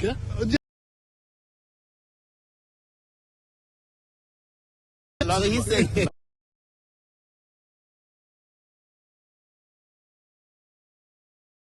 of age in 2000, they came from the region or the mountain Kenya region. Yes. If they were to belong in that toilet and asked to speak to themselves honestly, who won 2007, whether they were speaking from Kiangoma village where my wife comes from in Nyeri, around Tumo, or from Lombe village where I come from in Bigger County, they will tell you Raila won. Okay. And the Kriegler, he said it as much. No, Kriegler did not say that. Kriegler said it to tell who won the election. Kriegler said the following. Kriegler said It is possible to who. now. Okay. Let me finish. Yes, I know what you want to say. Let me help you. Kriegler said it was difficult to say Who won? So let's He said, let's move on. No, let me finish. I want to teach you a bit of English. The thing is, his mandate, the reason he was brought around here, is KIC. The national tally. Was his mandate. Yes. But What else? now, And what happened outside there, he didn't know. But at KICC, in he English, said, and he said it in English. Yes. Because although he's South African, he said it in English. He said there was no theft at KICC. That's what he said. And there shouldn't have been any. Who are rioting was that it was stolen at KICC. Nothing to see at KICC. So, but it was the excuse that was I given. wanted to help you, Kidogo San. Okay, help me. Let me help you. Yeah. English. If you ask Lai Madoa here, and if he knows English, He knows, he's speaking English. if you asked him, he may not know it. If you asked him and he knew English, who won the election? Yeah. If Manyora won the election, in English he will tell you Manyora won the election, and the Munene lost. Yes. In the same English, if he told you it is difficult to tell, telling you they declared the winner did not. No. That's how English works. No. You're saying that Kriegler was implying Yes, that that's- Mwai Kibaki Yes. won No, the he did not say election. that. You see, Because that claim has the visibly- complication. Right. He cannot say that a man of that standing, with the responsibility given to him at that level, and the state that the country was in, he could not say Kibaki didn't win when Kibaki had been sworn in as president. When there was already an arrangement to that was end not the violence logic. by starting the His coalition. mandate was very clear, He couldn't say. KICC. Now, if we reason why this one is- of the things that has happened Yes. over years is the issuing of misleading statements without being corrected. Correct. Starting with the European observers. They issued statements that were erroneous, and when they were shown the facts, they did not have the decency To retract the to retract. previous statement. And I remember asking one European, why did you do that? And of course, it was we wanted the other side to win. But that's the reality. If we look at events, last 3 days before the announcement, just follow them deeply. You get a very different picture of what was being. We say the following: the people who lost officially and properly are also very good propagandists. Extremely good. Because they had created a climate and atmosphere that they were winning before the votes were cast. You see, And when the you votes see were like in cast, 2007, if you, I agree. always come up with. For example, I believe Raila lost in 2013. Unless you convince me about the 2 million they are talking about, I'm convinced beyond any reasonable doubt that he lost and Uhuru won.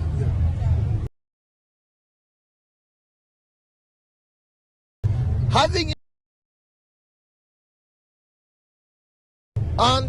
looked at the case by Accord as prosecuted by Kethi Kilonzo, Right.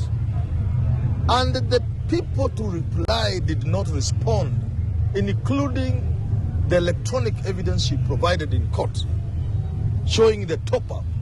You remember her famous saying, the small votes that were being added to Uhuru's in those Mount Kenya areas. Right. And her famous quote, that unto those who have, it shall be removed from those with little and it shall be added. Something near that. Right. So I, as an analyst and as a thinking Kenyan, and as a man who followed every minute of the proceedings in the Supreme Court, I am not convinced that that issue of 8,000 votes that tipped the election in favor of Uhuru was properly prosecuted in court.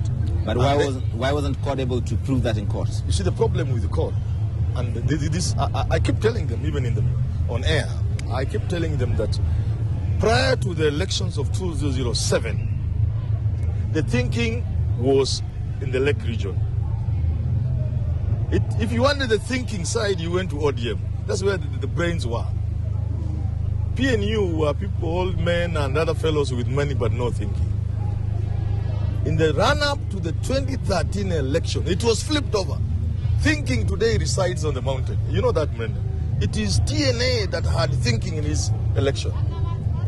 Today, look at how God lost in these electoral laws, in the so-called joint parliamentary select committee. Yes. They are outsmarted. It is the Jubilee which is thinking. So I think it is true that Uhuru is our president. He was sworn in. He's legitimate. He's okay. But there were issues surrounding that 50+1.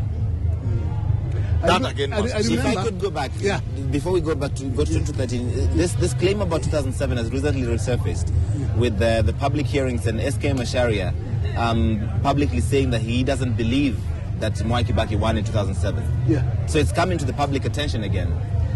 Yeah, he said that, which was kind of deviating from what he was supposed to do. The question is, why did he choose to deviate from what he was supposed to do? That only he knows why he did that. But back to Kriegler and what you're asking. Right. The Kriegler Commission had equal numbers of PNO commissioners and ODM commissioners, and then international commissioners. Kriegler said, anyone who has evidence, information of the malpractices, come and give the evidence. He did that. Some people who are making a lot of noise chickened out. They didn't show up. Yeah, because they were going to perjure themselves if they went there. So I don't know whether SK Macharia feared that. Because he was already in office. Because he did not appear to provide the evidence he claims he has. So the right time was that to help solve out these things. So I do not know what he has. I know he's a very powerful man because he has so many radio stations, and he's a very influential man. So when he says something like that, question is, why didn't you provide that information when it was needed at the time? Now, we know that in 2013, he was somewhere. Okay? Maybe it is too late. Maybe. I don't know. But it was an unfortunate statement for him to make. Not that he should not make it, because it is his right to say what is in his mind. But on a larger picture, it's a question that comes up. Exactly what was the intent? Now, 2007, that election has not been properly investigated.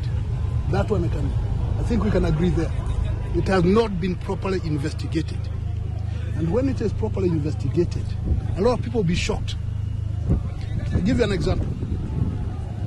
Comparing 2011 was 2007 and 2013. Right. Official registration of voters. In 2007, we were told that the official registration of voters in Nyanza was about 2 million something. Yeah? I can't remember. Yeah, it was. In Western, it was about 2.1 in 2007. In 2012, something very strange happened. The official registration, now using biometric, so that dead people don't register. Yes. Okay? And that's what the biometric did. It stopped people from registering who cannot register. The official registered voters in Nyanza were about 1.8 or 0.7 million. So it had dropped by about 2 million, about 200,000. Yeah, without counting the youth who became of age. Right. In Western was about 1.5, 1.6. Going down by another 500,000 or 400. Yeah? Yes. Now, what is it that made this happen? We did not hear of a mass death in Nyanza to a of 200,000. We did not hear of mass calamity in Western to account for 400,000 disappeared votes. So all it meant was that 207 figures were fake. No. All right, but is that your Not conclusion? necessarily, not Do you agree with the necessarily. conclusion? Because he was building a point, but the conclusion is a bit startling. Yeah. I think you could. No, it's very easy to explain. You could say, okay, the people manipulating the register in 2013 did so in favor of Mount Kenya. And therefore their figures went up. And in the same manipulation, the figures of Western Kenya went down. You could say that. But more professionally, you could say the register we had in 2012 was a fresh register. Yes. Fresh. Right. Previous registers had been registers that you were updating.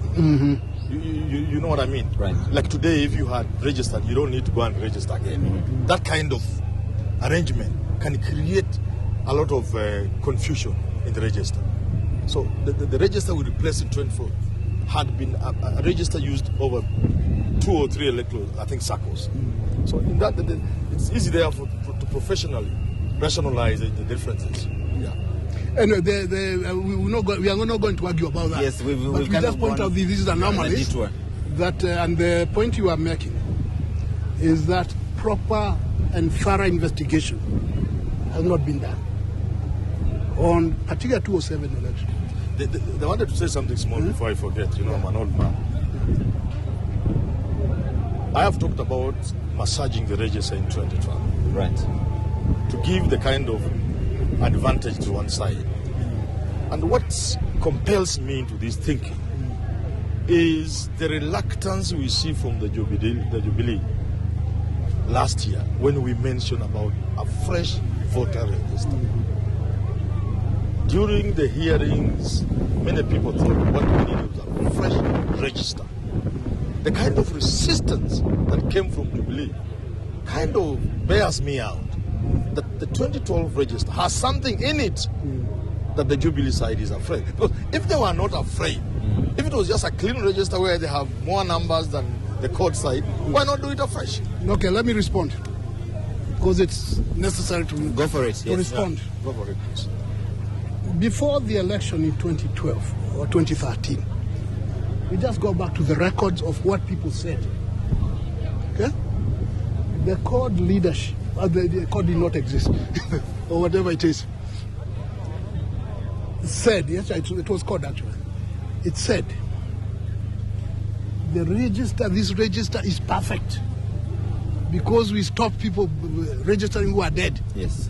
So Raila was the prime minister at the time. He was in charge of these things. Correct. Yeah? So, no. and he was satisfied that this thing is what? It's perfect. It's perfect. And the same people said there's no way this thing can be tinkered with. They said that repeatedly, not once. So, and of course the Hassan team, if you look at all those commissioners, none of them would have been a commissioner without Raila's permission. Says on that thing. So essentially these were supposed to be good, safe people. Now, when they did their job and it did not come out the way some people expected, then you have these claims that the register was massaged. Was it massaged before or after? You know, if you say the register was perfect, your own argument explains the whole thing. Your argument explains the whole thing because, you see, Raila had a lot of trust in Isaac Hassan and a few of those commissioners, including Leonard Tangula, who turned out to mess them up. It is that trust that was then used. You know, you trust someone so much, your opponent then takes him. And because you trust him, you think things will be okay. Only after the fact do you realize how wrong. You know, first, what you are saying. And it also brings my argument that it is the court's side that stopped thinking. Okay, I will not argue with that. But what you are saying yes, is almost agreeing with Miguna. Yes, that Raila is very naive. No, I wouldn't say that. I wouldn't say that. Now that you mentioned that, let me point out real quick to our viewers that Miguna, I will be speaking to him tonight on NTV at 9 p.m.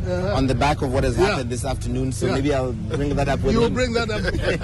I wouldn't say that. You read he portrays Raila as a very naive person. Anybody who has grown up in this country. And he worked for him. Anybody who has grown up in this country, and I think at my age, I have seen it all, cannot say anything like that about Raila. No, but Miguna said. Miguna can say. Miguna is just another person. Yeah, but he was his advisor. Not in the league of Raila. No, he was his advisor. Raila is in own league. Agree. Raila is unique. That's true. I wouldn't say anything like that about Uhuru or William Ruto. To get where those guys are, you need to be smart, man. Right. It's not by chance. You can't get where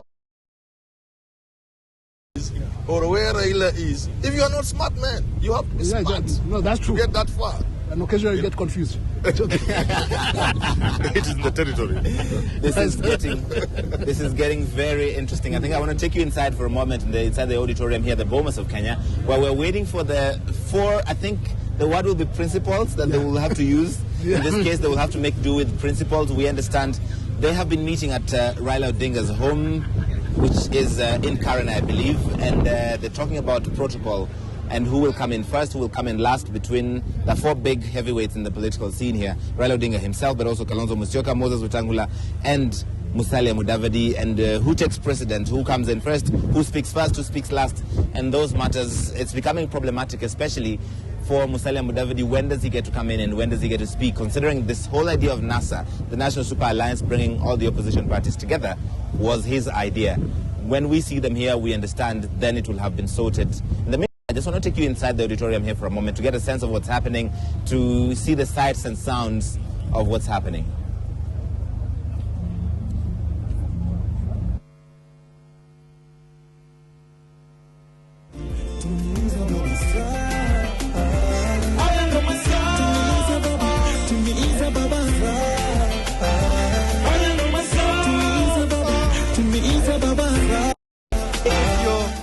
Catching me here. It is a very loud and noisy auditorium here at the Bomas of Kenya, where I'm sure our viewers know this by now, that this was the meeting that was called last week of all CORD aspirants, and also NASA as well. All of them who are aspiring to contest in the 2017 elections are here. It is a full hall. There is it's full to the rafters, as they say. There's barely any move. You can't barely make any move. They have been trying.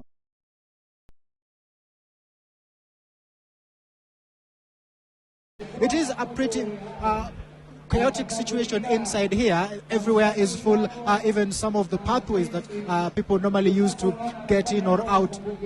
At this moment, we are still waiting for the principals to get into the auditorium here at the Bomas of Kenya. The MCs keep saying that they are any minute away from here and they could be coming in. We are expecting the ODM leader Raila Odinga. We're expecting Wiper leader Kalonzo Musyoka. We are also expecting ANC leader Musalia Mudavadi, as well as Ford Kenya leader, that is Moses Wetangula, anytime from now, so that this meeting could go on. Some of the two things that we are expecting that will come out of this meeting is how the opposition will react to the passing of the Election Laws Amendment Act, which was assented to by the President. So we are expecting their reaction to that. Remember, they've been saying they will do a number of things, probably go to court, probably call for mass action. So we are expecting them to come up with a solution on how to move forward. The second most important thing we are expecting from them is to tell us how they will galvanize their supporters to register for votes when the mass registration of voters begins sometimes this month. So we are expecting those two things to come out of this meeting, and most probably as well the unity of this coalition going forward. It is being called a super alliance, which is bringing together all key members of the opposition. So we are looking forward to see how that will happen as well. I am joined here by some of the people who have attended this event today, and probably we are going to get a feel of just what really they want. Mzee, kwa majina unaitwa nani? Mimi naitwa Peter Palanga, member of County Assembly from Nakuru County. Sasa wewe kwa nini umekuja hapa leo? Mimi nimekuja hapa kwa sababu ya mambo mawili. Jambo la kwanza, nimekuja hapa kwa sababu serikali iliyoko katika mamlaka, ile bila ambayo imepitishwa katika national government, katika national assembly na katika senate, hiyo bill sisi we are opposed to it, na tumekuja hapa kukutana na viongozi wetu kwa sababu this is the government that has been agitating for digital approaches, so we want us to go we want to go the digital way for election. Sasa ni suluhisho gani ambayo wewe ungependa kuona ikitoka hapa? Mimi ningependa suluhisho lila liko hapa, ningependa kuona kwamba sisi wote kwa jumla kama viongozi wetu ambao wanaokuja hapa, tunataka kuona kwamba viongozi serikali kubwa wakubali kuketi chini na viongozi wetu wa the core principles wetu wa NASA, alafu waone kama whether they can sit down to encourage the dialogue so that they change, so that we go back to the digital approaches of the election. Huu muungano wenu, wewe unaona kama utabakia intact? Unaona kama uko strong na utabakia intact? Hao bila shaka, kama miaka 5 zimepita, hao watu wote wamekuwa pamoja. Sioni jambo lolote ambalo litakalofanya tukawanyike. Sisi tuko na common goal ambayo inafanya tuje pamoja. Hatuji pamoja kwa misingizo zote zile. We are coming together because of the common agenda that we have seen a lot of corruption in this government. We have had a lot of issues within this government. We have had a lot of issues that really affect the common mwananchi. So there is nothing that is going to make us be divided. Wewe mwenyewe umesema unatoka kaunti gani? Mimi natoka Nakuru County, mimi ni MCA katika ODM ticket, nimechaguliwa mara 2 na nimekuja hapa kudhihirisha na kudhibitisha kwamba bado tunatembea katika ODM, bado tunatembea katika NASA na tunataka kubadili uongozi wa nchi hii kwa jumla. Okay, sawa. Asante sana ndugu yangu kutoka Nakuru County. I'm also joined here by another person who has also come to this event. Mzee, unaitwa nani? Mimi naitwa Frederick Mtichiro, nikiwa administrator wa NASA. Mimi ndio the founder wa NASA kwa social media nationally. Na nimekuja hapa kwa sababu ya furaha ya kuunganisha watu wetu wote, vyama vyetu vyote ambavyo vimekubali muungano huu. Sasa mimi ni National Super Alliance administrator kwa social media. Na nimefurahia siku ya leo kukua mahali hapa kwa sababu inadhibitisha kwamba watu wamekubali muungano huu. Sasa huu muungano wenu, wewe unaona utabakia hivi mpaka uchaguzi mkuu? Vile ninaona muungano huu uko imara na uko imara kabisa. Na mimi kama administrator kwa social media ninajua na niko na uhakika kwamba muungano huu make sure tumefika State House. Hapo ndo mwisho wetu, tunajua lazima tufike State House na viongozi wetu watashikana. Hakuna kitakachowatenganisha kwa sababu kila mtu ako na uwezo wa kuleta watu wake pamoja, na hatuna mtu mwenye anasema lazima yeye akuwe rais. Yule mwenye atachaguliwa kwa NASA kuongoza baada ya kwa tayari na wengine watamuunga mkono. Sasa wewe, shida yenye mimi watu wengi wanasema itakuwa kubwa sana katika muungano huu ni wakati wa nominations. Wewe unasema unatoka NASA. Muungano wakati wa nominations mumefanya mipango gani kuona kwamba mtu ambaye atashinda wakati wa nomination hatatoka kwenye chama? Okay, mimi kama admin najaribu kuelimisha watu wetu kwamba wasije wakatengana, na mipango ambayo tumeweka saa hizi ni kuhakikisha kupatia watu wetu elimu ya kutosha, wajue kwamba muungano huu si wa mtu binafsi, ni muungano wa Wakenya wote. Kama wakati kulikuwa na NAK ilipokuja kwa uongozi iliunganisha vyama vyote na watu wakakuja wakaupenda kwa sababu ya uongozi bora waliokuwa wanahitaji. Vile vile hata NASA watu wetu wako tayari kwa sababu tutatumia mfumo ambao utatumika wa secret ballot, na watu wasipoelewana wataenda secret ballot, na atakayeshinda ndiye atakayekuwa kigogo ambaye watu wote watamuunga mkono. Wewe unalinganisha NASA na NAK? Nalinganisha NASA na NAK. Na niko haya, sawa, asante sana. Just one final person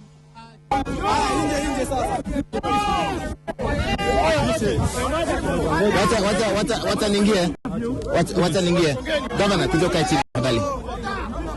Kaa hapa chini tuzungumze. Hapa, kwa kiti cha kwanza. Ndio. Tap naelewa kuna haraka. All right, fantastic. All right, so it's getting a bit crowded. I don't know if you can hear me, so we're just going to do this real quick. All right. So there's been a bit of a scene to get in here. I'm sitting now here with... all right. Relax. Governor Hassan Joho is now with me. Your mic is working. You just drove in yourself. Of course. I used to drive before politics, and I'm certain I will be driving even after politics. So why there's no big deal. There's no big deal driving. Really put a stop to this conversation about security, and I want us, the Jubilee government, and ourselves to do the country a favor by permanently stopping this conversation of security attached to me. So I've asked that they do not give me any security. I'm fine without security. So I can drive myself. I feel safe so far. And I want to put a stop to this conversation permanently. I'm serious. And like I said, I have no security. No, even though there is information that they're saying they have reinstated, but I confirm to you there's nothing such as that has happened. It was said yesterday that the command had been changed and your security had been reinstated. That is not true. But I want us to do ourselves a favor by ending this conversation. It is important that mindset would shift to more important issues of national interest, particularly in this year, 2017. So I'm not really interested in continuing with the conversation of my security. You realize that I've not said anything about it. I'm speaking for the first time, and certainly it shall be the last. I'm not going to engage myself in back and forth with what apparatus would say from security. I lived my life without security before governor, and I certainly will live a life after politics without security. So I'm happy the way I am. Senator Hassan Omar, you have 35 armed men with you all the time. I mean, first of all, he has all the rights to say whatever he wants. It is his opinion anyway. And I'm not going to respond to what he says. I mean, there are bodies or agencies competent in this government enough to be able to verify that and take necessary action. So for me, I don't want to respond to what my brother Hassan has said. Let him do his bit. He sees a political opportunity, so let him use it. But for me, you can't confirm or deny that it's true that you run a kind of. I don't have. But I urge that he takes necessary steps. He's got a very important platform as a senator. Let him use that positive, so that he can get the.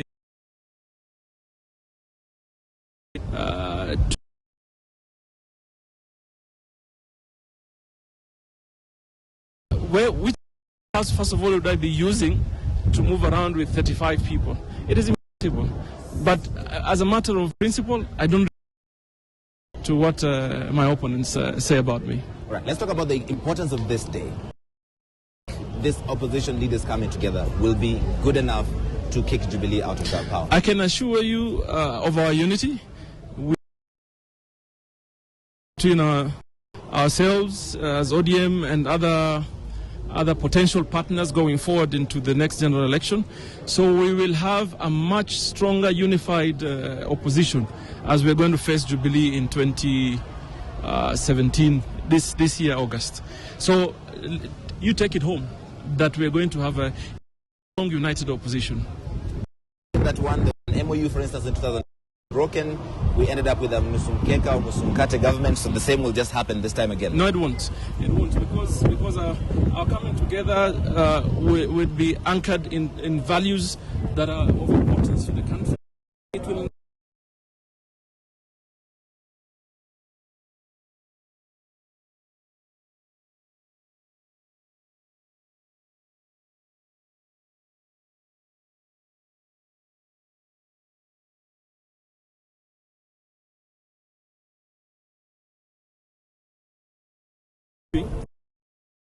Inshallah.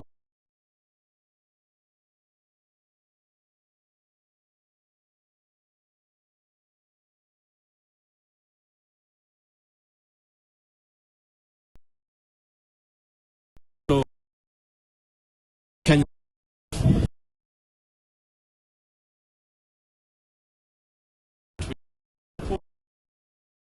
And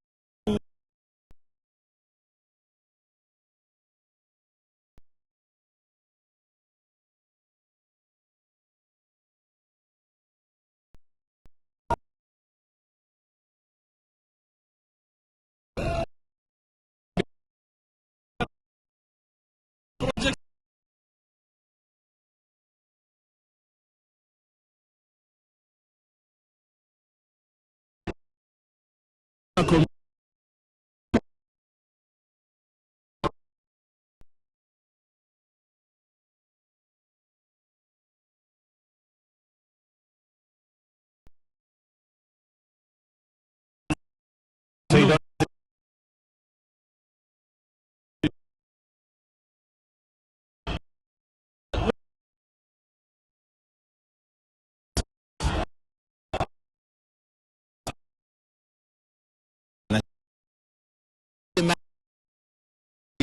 and you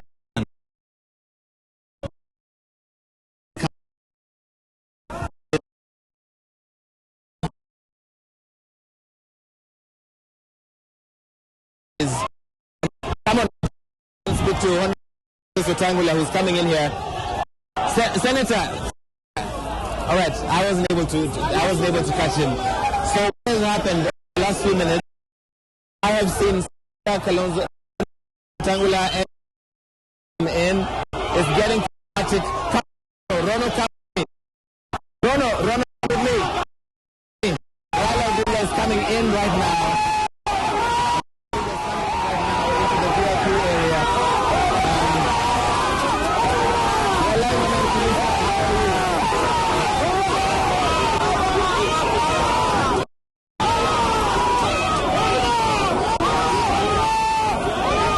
It's very messy as this is happening. It's very messy.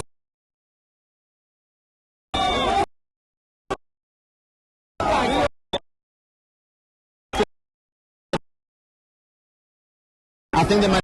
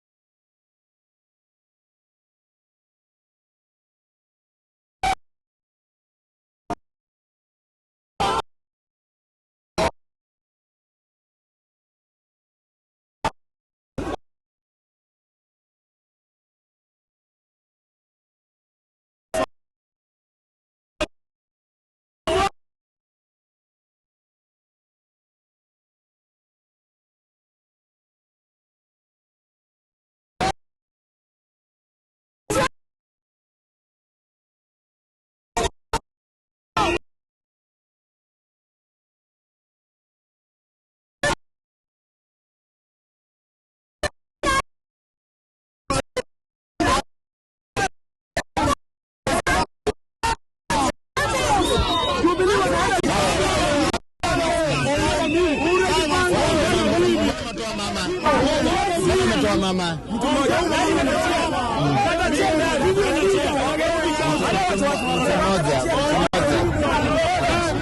Alright, so the thing about this is it becomes messy pretty quickly and you can't get a word in edgewise, which is to be understood. This was our set, which has now been over. I'm trying to find some reasonable voices to speak to, and this is not happening. So for a moment, I'm going to take you back inside the auditorium. We're going to show you some of that organized, then we'll come back out.